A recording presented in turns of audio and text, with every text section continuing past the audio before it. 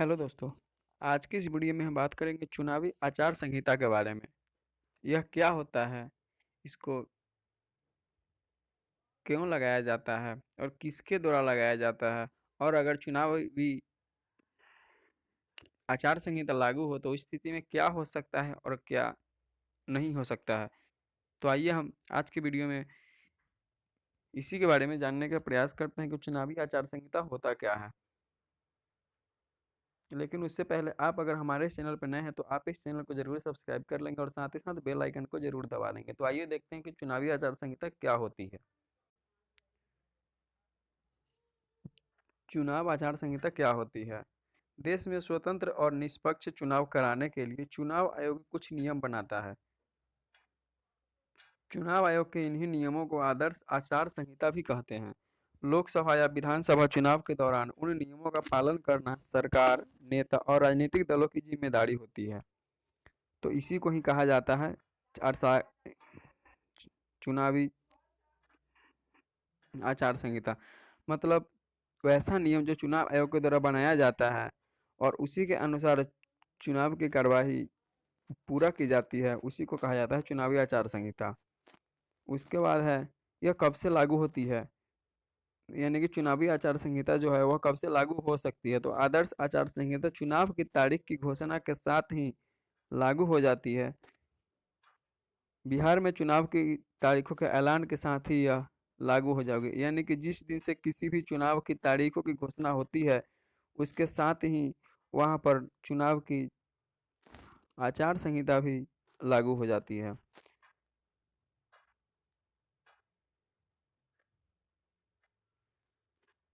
फिर उसी प्रकार आगे है कि आखिर यह कब तक लागू रहती कि एक बार अगर वह लग गई कि तारीख की घोषणा हो गया और चुनावी आचार संहिता लागू हो गई, लेकिन वह लागू कब तक रहेगी?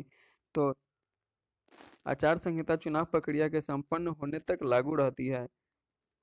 चुनाव तारीख की घोषणा के साथ ही आचार संहिता लागू होती है और वोटों की गिनती होने तक यह जारी रहती है। उसके बाद चुनाव आचार संहिता के कुछ नियम जान लेते हैं कि उसके नियम क्या होते हैं। तो उसमें है, चुनावी आचार संहिता लागू होने के बाद कई नियम भी स्वतः लागू हो जाते हैं। इनकी अवहेलना कोई भी राजनीतिक दल या राजनेता नहीं कर सकता। आचार संहिता लागू होने के बाद सार्वजनिक धन का इस्तेमाल किसी भी ऐसे आयोजन में नहीं किया जा सकता जिससे किसी दल विशेष को फायदा पहुंचता हो।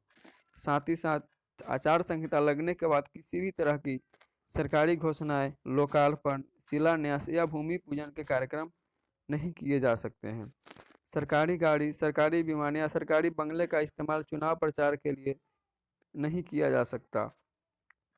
किसी भी राजनीतिक दल, प्रत्याशी, राजनेता या समर्थकों को रैली करने से पहले पुलिस या प्रशासन से अनुमति लेना अनिवार्य होता है। किसी भी चुनावी रैली में धर्म या जाति के नाम पर वोट नहीं मांगे जाएंगे। उसके बाद हम जान लेते हैं कि अगर कोई व्यक्ति आचार संहिता का उल्लंघन करता है तो उसके ऊपर क्या कार्रवाई होती है। तो चुनावी आचार संहिता के नियम सख्ती से लागू होते हैं। अगर इन नियमों का उल्लंघन किया जाता है तो उसके लिए सजा का प्रावधान भी है। चुनाव आचार संहिता के उल्लंघन पर दंडात्मक कार्रवाई की जा सकती है। साथ ही साथ यह भी जानते हैं कि यह वित्तीय और प्रशासनिक मामलों पर किस प्रकार के प्रतिबंध लगाते हैं। तो इसके अंतर्गत है कि सरकार किसी भी तरह से किसी भी रूप में वित्तीय अनुदान की घोषणा या वायदा नहीं कर सकती है। किसी भी तरह की परियोजनाओं या योजना की आधारशिला नहीं रख सकते हैं। साथ ही साथ सड़कों के निर्माण, पेयजल की सुविधा आदि का वायदा नहीं कर सकते हैं। उसके बाद फिर हम आगे जानते हैं कि कैसे लागू होते हैं प्रतिबंध।